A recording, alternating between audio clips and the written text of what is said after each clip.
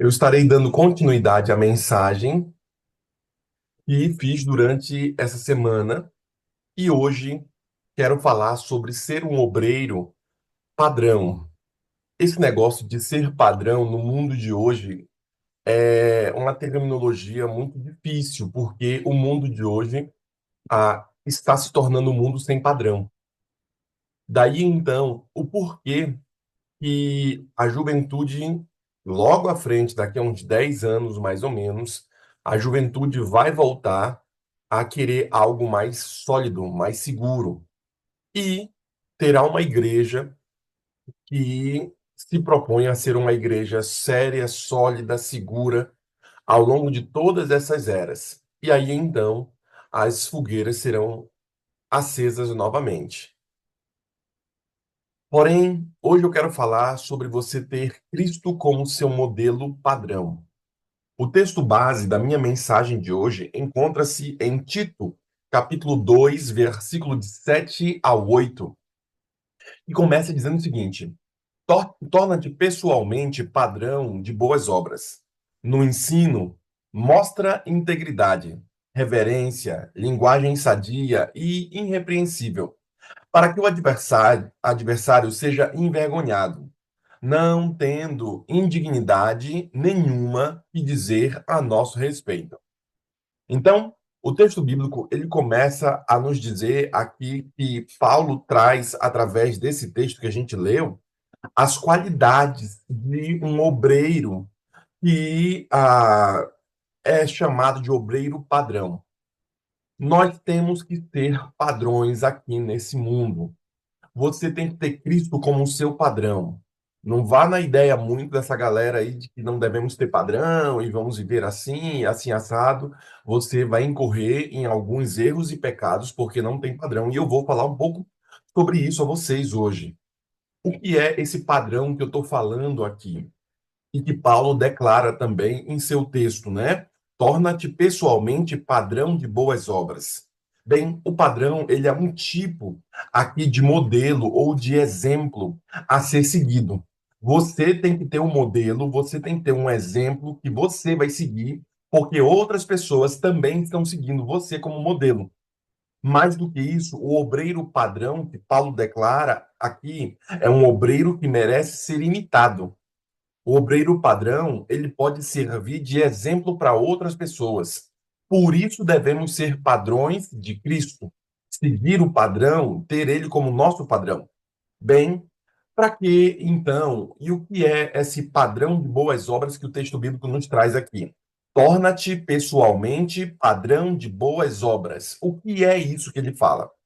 Torna-te pessoalmente padrão de boas obras. O obreiro padrão, ele é um exemplo dessas boas obras.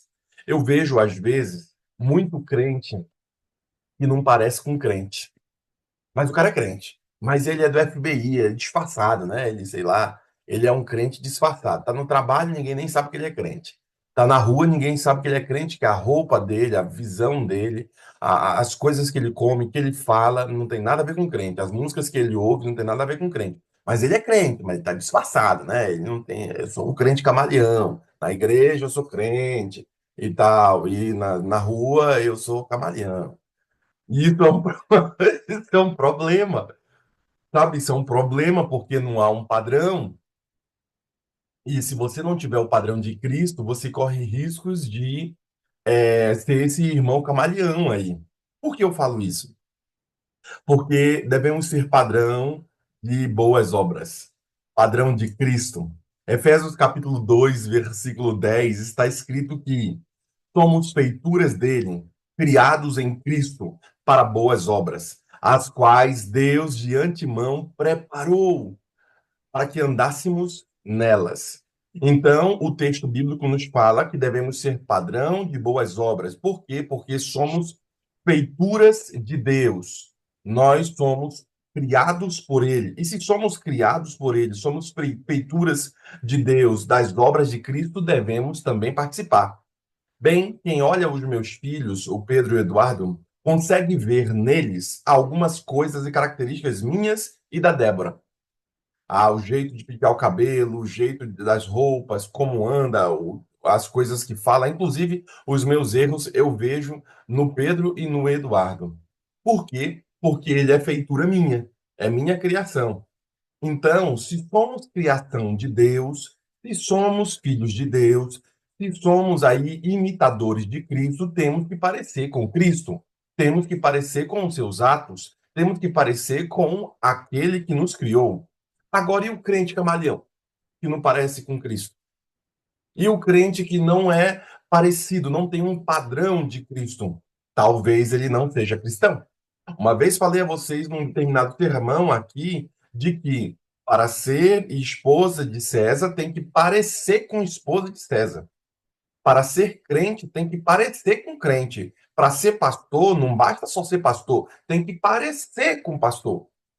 Então tem muita gente hoje que não tem padrão e os padrões estão sendo quebrados a cada dia na nossa sociedade. Por exemplo, você vê, por exemplo, na década de 80 aí você vê ali, eu já falei a vocês num determinado sermão, de que foram quebrados os padrões de dentro do lar. Por exemplo, os pais já não têm mais a autoridade, o pai já não é mais a base do lar. Você percebe ali a família Flintstones, né? O pai, o Fred, o Barney, eles não são mais ali os homens inteligentes do lar, fortes do lar. Você vai ver ali a família dinossauro, o bebezinho batia na cara do pai, pá, pá, pá, não é o papai, não é a mamãe, não é a mamãe. Você vê ali também o Fred, até a linguagem dele, né? Oi, Fred, não sei o quê. A linguagem dele já é uma linguagem chula. Você vê ali a família a Jackson, também são desenhos da minha época, entendeu? E mostram o modelo sendo quebrado, o padrão sendo quebrado na nossa sociedade. Também há um autor, eu esqueci o nome, vou incluir no meu sermão aqui, que ele fala sobre a história dos púlpitos. E ele vai ao longo de todas as eras e ele vai ali nos púlpitos. Você vai ver, por exemplo, na Idade Média, os púlpitos sendo sempre o centro da igreja. Você vai ver ali na Igreja Católica, o padre subia no púlpito, tinha uma escadinha, ele subia do lado do órgão, subia e lá em cima tinha um púlpito e aonde ele pregava. Os púlpitos eram grandes. Você vai nas igrejas mais recentes, vamos trazer mais recente aqui, os púlpitos em nossas igrejas eram aqueles púlpitos de madeira, grande, tudo, ficava no centro ali. Depois, de acordo com esse autor, os púlpitos começaram a emagrecer. E aí eles começaram a tirar os púlpitos do centro. Então, os púlpitos agora já não eram mais aqueles púlpitos grandes, porque o centro era a palavra, não era necessariamente o púlpito, mas é que quando o púlpito era grande e ele estava bem no centro da plataforma da igreja e tudo, significava que a palavra era o centro ali da mensagem. Tinha a plataforma, não é na igreja adventista, né? Nas suas igrejas, nas igrejas evangélicas ou católicas que você entra, a doxologia é diferente. Mas na igreja adventista, quando você entrava, tinha a música, né? Esqueci o nome da música, nem lembro mais. E aí, então, todo mundo ficava de pé diante da presença do pregador que vinha munido da palavra ali na mão, como se fosse uma preciosidade. Todo mundo se levantava, tinha a plataforma também que se levantava, eles se ajoelhavam ali, oravam, e depois de orar, havia a leitura da palavra. O centro do culto era a palavra e o púlpito que lá estava. Depois o púlpito foi emagrecendo, né, de acordo com esse autor, os púlpitos se tornaram de vidro, de acrílico. Você pode ver que tem aqueles púlpitos que agora o centro já não é mais a palavra, mas é o pregador. Então, o pregador fulano que vai vir. Quem vai pregar hoje é Beltrano, Ciclano. E houve uma modificação de púlpito, de palavra, púlpito mais magro. Agora o centro é o pregador. Depois colocam aquele. Você vai a algumas igrejas dessas mais jovens e tudo, eles colocam ali o centro do púlpito ali, como se fosse mais um negocinho de bar, né? Uma mesinha de bar. É só um negocinho, um pau fininho, um negócio em cima, e o pregador coloca ali e ele faz ali sua pregação. Então o púlpito ficou mais magro ainda. Depois disso daí, eles tiraram o púlpito. Aí vem os pregadores com seu headset, o cara já entra e fala e tudo mais e tal, e o púlpito ali é retirado. Depois disso daí, o pregador também sai da jogada de acordo com esse autor, e agora toma-se conta do púlpito as bandas. Então você vai em algumas igrejas, é aquele show, né? Aquela banda tocando e não sei o que e tudo mais, e passa mais tempo, e aquela agitação, aquela animação, e a banda vai tocando, e tem um baterista, e tem um e aí faz as coisas do Ministério da Música ficar em voga. E aí você percebe que, ao longo das eras, o público foi emagrecendo, foi sendo retirada a palavra. Às vezes você vai em algumas igrejas, o tempo nem dá para o pregador pregar direito, porque tem tanta programação, tem tanta coisa que acontece ali no culto, e a mensagem da cruz, a mensagem de salvação, a palavra de Deus que deveria ser compartilhada, ali acaba sendo diminuída. Por que estou falando isso? Porque precisamos ter um padrão. Por que digo que precisamos ter o padrão de Cristo? Haverá no tempo do fim a juventude, o mundo, ele está se tornando um palco para a volta de Cristo. Já como Bauman diz, já estamos vivendo no mundo líquido, já não tem mais padrões. Você pode ver que foi modificado o padrão da comida, por exemplo, aqui no Brasil, eu não sei vocês que moram aí, mas aqui no Brasil, qual é a comida do brasileiro? O feijão com arroz, você lembra, né? E a base da comida brasileira é o feijão com arroz. Aí você bota uma carne, você coloca ali uma salada, você coloca outras coisas, mas a base sempre foi o feijão com arroz. Então, modificaram os padrões advindos das empresas americanas e outras, e aí perguntar para o menino, te pergunta para um jovem, você quer comer um prato de feijão com arroz ou você quer um hambúrguer ali do Mac, não sei o quê? O menino vai falar o quê? Não quero um hambúrguer, eu quero refrigerante. Mas essa não é a comida padrão cultural de nosso país. Então, essas modificações, você pode ver, por exemplo, as pessoas usando roupas caras, mas são rasgadas, já se compra roupa rasgada, né? Já aquelas calças já tá tudo rasgada, tudo arrebentada e tudo, mas já é de fábrica, assim. Eu, por exemplo, que eu sou velho, mas eu gosto das minhas calças de couro azul, né? Ali azul escura e tal, uma calça mais sólida ali, mais colegial, calça jeans que eu digo, né?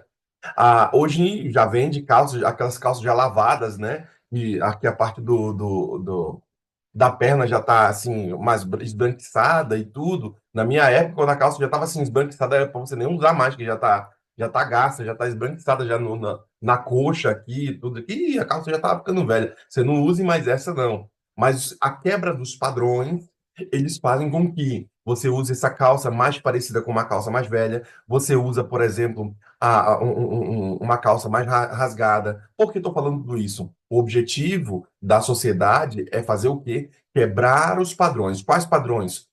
O padrão do modelo judaico-cristão. E aí você, de novo, entra na família como uma forma de quebrar o padrão. Bem, como crente, você precisa ter o padrão de Cristo. Por que falo isso? Porque a igreja romana se levantará novamente, de acordo com a profetisa. E quando a igreja romana se levantar, a juventude toda, o planeta todo vai correr para quem? Para eles. E quando eles correrem de volta para a igreja romana, porque a igreja romana é a única que não mudou, ainda acredita em Maria como uma santidade intercessora, ainda está sentada no trono de Cristo, ainda está fazendo suas práticas erradas, ainda tem a teologia da morte. Então, quando você volta para isso, a única igreja que não mudou ao longo dessas eras, mesmo todo mundo criticando, mesmo tendo um monte de coisa, é a igreja romana. Ela é um padrão. Você pode ver, o padre continua com o padre ali, ele continua com a sua mesma batina preta, um negocinho branco aqui. Você vê que tem um modelo, um padrão nas igrejas. E é por isso, querido irmão, que as multidões correrão a ela, a luz profética, né, a luz do que a profetisa diz, correrão a ela. E o que vai acontecer? Vão se acender novamente as fogueiras da Idade Média. A perseguição voltará e voltará com força. Hoje a gente vê, não, a igreja romana não vai se levantar assim, não. Hoje o mundo mudou, pastor. Não mudou nada, meu irmão. Tudo vai se tornar de novo uma briga religiosa. Vá por mim. Acredite, creia em seus profetas e prosperareis. Creia em Deus e estarás seguros. Então, acredite nas coisas que a profetisa declara e você vai perceber que o mundo está se tornando esse palco para isso. Bem, e quanto a nós, pastor? Seja você, de acordo com Paulo, torne-se pessoalmente padrão de boas obras. No ensino, mostre integridade, reverência, linguagem sadia e irrepreensível, para que o adversário seja envergonhado, não tendo indignidade nenhuma que dizer a nosso respeito. Então, para o momento e avalia. 1 Timóteo, capítulo 4, versículo 12, Paulo ele já havia dito a Timóteo sobre essas questões de ser um padrão de boas obras. Ninguém despreze a tua juventude, a tua mocidade. Pelo contrário, torne-se padrão dos fiéis na palavra, no procedimento, no amor, na fé. Veja aqui, irmãos, devemos ser padrão para as pessoas no quê? Que o apóstolo declara? Na palavra. Será que você tem sido um padrão na palavra? Quando olham para você, será que as pessoas estão vendo a palavra em você? Será que eles estão vendo que você é um crente fiel? Porque esses crentes camaleões, entendeu? Ele é um crente muito bacana na igreja, mas fora da igreja o cara não é crente dentro de casa, o cara não é crente com a esposa, não é crente com os filhos, não é crente nos negócios. O cara não é padrão. Então, às vezes, você aperta a mão aqui dessa pessoa, ele sorri para você, mas depois que você vira as costas, ele fura você. Tem um fogo amigo. Não há um padrão, não há um nível de confiança. Por isso, ninguém despreze a tua juventude. Pelo contrário, torne-se padrão dos fiéis. Então, o jovem precisa ter um modelo padrão. Por isso que a gente percebe nos países, em nossos países, mesmo depois do gramscismo, né? Já que não puderam ganhar na Segunda Guerra Mundial, o movimento ali da besta que surge do abismo, né? Não conseguiu ganhar ali o movimento mundial pós Primeira e Segunda Guerra, advindo lá da França. Que eles fizeram? Não vamos mais pegar em armas. Por quê? Porque eles perderam todas as vezes. Então, vamos fazer o quê? Vamos conquistar escolas. Por quê? Porque eles se infiltraram em várias coisas da sociedade para modificar a cabeça da sociedade. E eles partiram do pressuposto de que todos os padrões precisarão ser quebrados para que então eles possam implementar uma nova ideia no mundo. Por quê? Porque os padrões que ainda persistem, não permitem as coisas modificar. Daí então vem, vamos ter que matar os velhinhos, aí vem a picadinha para poder dizimar ali a população. Aí você tem uma série de coisas acontecendo, por quê? Porque a geração mais velha não deixa as coisas acontecerem. A geração mais velha tem amor pela terra. A geração mais velha tem padrões de viver, de agir. Mas a geração mais nova, que foi educada com isso, já não tem mais padrão. Você lembra que, quando construíram o segundo templo, os velhinhos, em vez de se alegrar, choraram? Você lembra disso? Os jovens que estavam ali, todos eufóricos, se alegrando porque construíram um templo. Mas quando os velhinhos que viram o primeiro templo e eles veem a construção do segundo templo e ele fala: é isso que é a inauguração? É isso que é? Não tem mais Shekinah, não tem mais a glória de Deus visível, não tem mais nada, todos se alegrando e os velhinhos chorando. Por quê? Porque eles perceberam que estava aguado o negócio. E então, como fazer? Mata-se os velhinhos. Isso foi feito, irmãos, em todas as eras de conquista. Então, como é que eles fizeram? Nabucodonosor, o que que ele fazia? Ele ia lá, matava todos os velhinhos, e depois de matar todos os velhinhos, o que que ele fazia? Ele trazia os jovens para a Babilônia, aí veio Daniel, Sadraque, Mesaque e Abednego, vieram para a Babilônia para fazer o quê? Para serem reeducados. Então, quando você olha tudo isso daí, você percebe algumas coisas acontecendo de novo da conquista do país, da conquista do planeta. Quando você olha à luz de Paulo, você percebe que o crente tem que ter um padrão. E a gente tem que manter o nosso padrão. Como é que eu faço isso, pastor? Padrão, torna-te padrão dos fiéis na palavra. Então você tem que ser o crente. Hoje você perguntar para o irmão, irmão, você é adventível, não é? Ah, eu sou e tal. Então fala para mim as 28 doutrinas que você acredita aí. Ih, rapaz, o irmão quer, sabe, começa a gaguejar bem, não é assim, assado. Se o irmão é um ancião, é um líder lá e tal, um pastor e tal, ele vai até a 15, mas ele já se perde no resto. Por quê, irmãos? Porque ele não está sendo padrão na palavra. No procedimento, no procedimento, o texto está falando aqui ser padrão dos fiéis, na palavra, no procedimento. O irmão, às vezes, não é.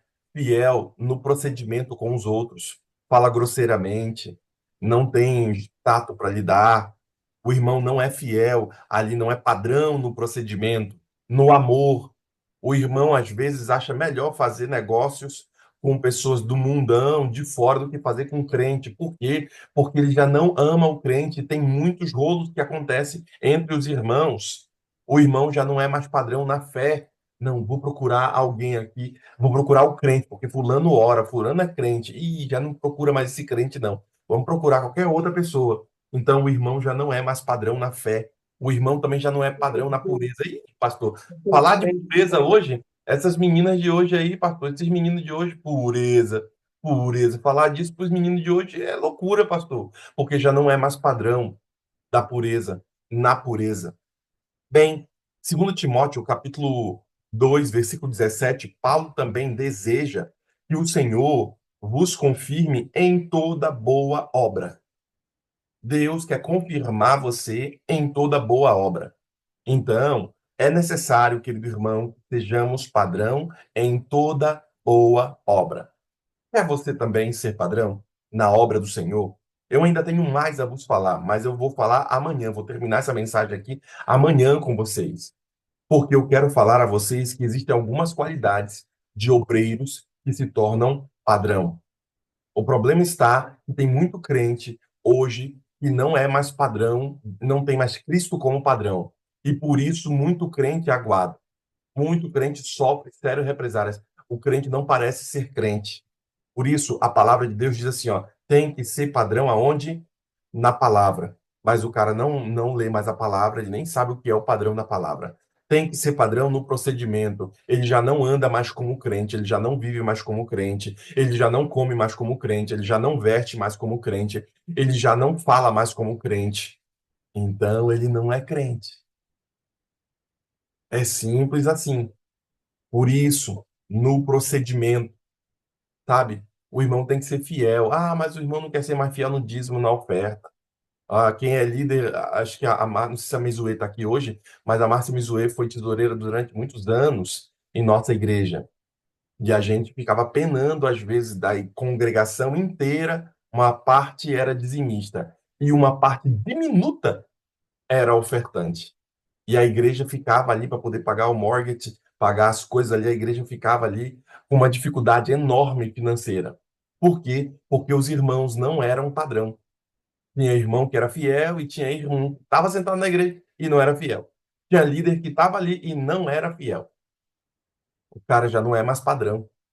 Aí fala, meu Deus do céu, como é que pode? O cara, o camarada é líder, mas ele não é fiel.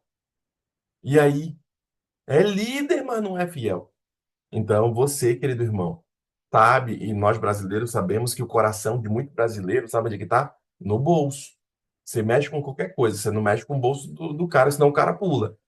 Por quê? Porque o coração de muitos está ali. Ele não é fiel não é padrão, né, no procedimento. A igreja chamou ele para trabalhar na igreja, para servir a igreja, mas o camarada não quer ajudar na igreja. Mas ele diz: morrerei por ti, Jesus, por ti morrerei. Ó oh, Jesus, faço tudo pelo Senhor, canta as músicas e tal. Como é que é? Tudo por ele, é tudo para os irmãos estão lá, é tudo por ele. Só que é o seguinte, tá bom, se é tudo por ele, então venha ser líder na igreja. Ah, eu não, chama o irmão ali, dá uma dor no ombro aqui, sabe? E tal, não dá e tudo. Puxa. Ah, não, é tudo por ele, então acorde de manhã cedo para comungar, pra buscar aqui no Golzinho. Eita, pastor, se eu soubesse é que eu cheguei tarde, o céu, o cachorro comeu minha Bíblia, deu errado. Sempre tem uma história, né? O irmão, ô, pastor, se eu soubesse, eu tô ruim, pastor. Ora por mim, é o irmão 6 horas, né? Irmão 6 horas, 6 horas por mim, 6 horas por ele. Tem sempre esse irmão 6 horas. Então, é isso. Eu penso que ser padrão dos fiéis é que devemos ser. Paulo nos aconselha que a nós sermos padrão. Por isso, padrão também no amor. Mas o irmão não ama o próximo. Como é que diz o texto bíblico? Se você não ama seu próximo, o que você está vendo, quanto mais Deus, que você nunca nem viu. Então, se o irmão briga com o outro, o irmão vive em intriga, vive não sei o quê, e ele não ama o próximo, que ele está vendo todo dia, ele não ama Deus que ele nunca nem viu. Então eu já sei, o irmão não o ama. É por isso que às vezes eu penso que a perseguição ao vir, ela vai salvar e matar muita gente. Vai mostrar quem realmente, as águas vão baixar, quem realmente está de roupa de banho ou não. Por quê? Porque às vezes a dificuldade mostra realmente de que é feito aquele irmão. O irmão, quando está em dificuldade, agora eu não quero nem saber, estou precisando de dinheiro, eu vou trabalhar no sábado, eu vou fazer qualquer coisa, eu não estou nem aí, vou mexer com um monte de coisa errada e tal. O irmão mostra quem ele é. É esse que é o negócio.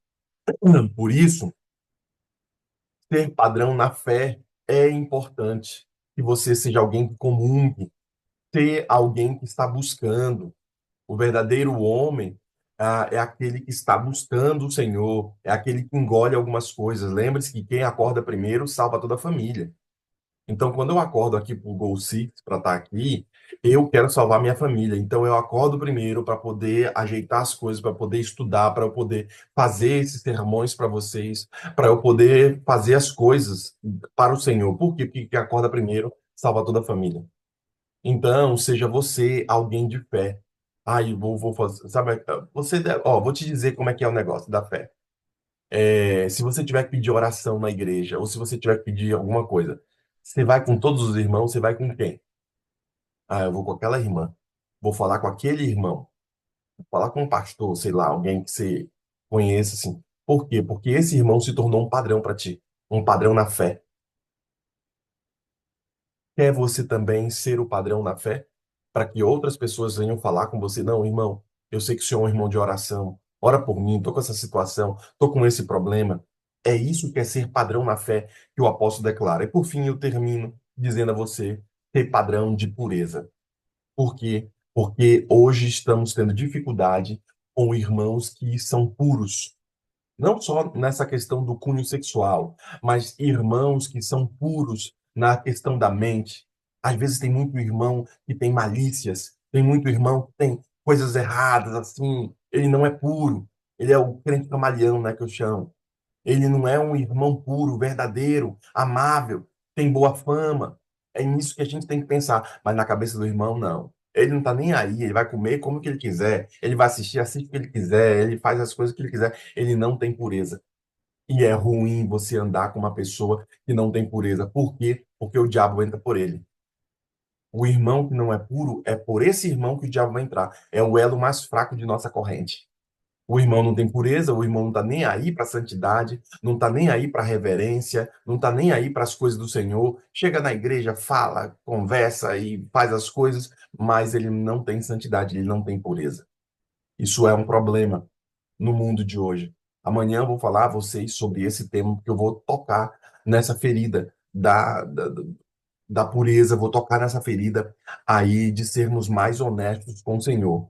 Porque eu julgo, se queremos ir para o céu, o negócio é espiritual. Não pense que é aquele negócio físico da igreja. Não. Você pode enrolar o pastor, você pode enrolar, sei lá, sua mulher, você pode enrolar seu marido. Você não engana Deus. Você não vai enganá-lo. Então Deus sabe quem você é. Por isso a importância de você ser puro, como dizemos em nosso lema da lei a lei do gravador ordena ser cortês e obediente, andar com reverência na casa de Deus, ter um cântico no coração, ir aonde Deus mandar, ter pureza.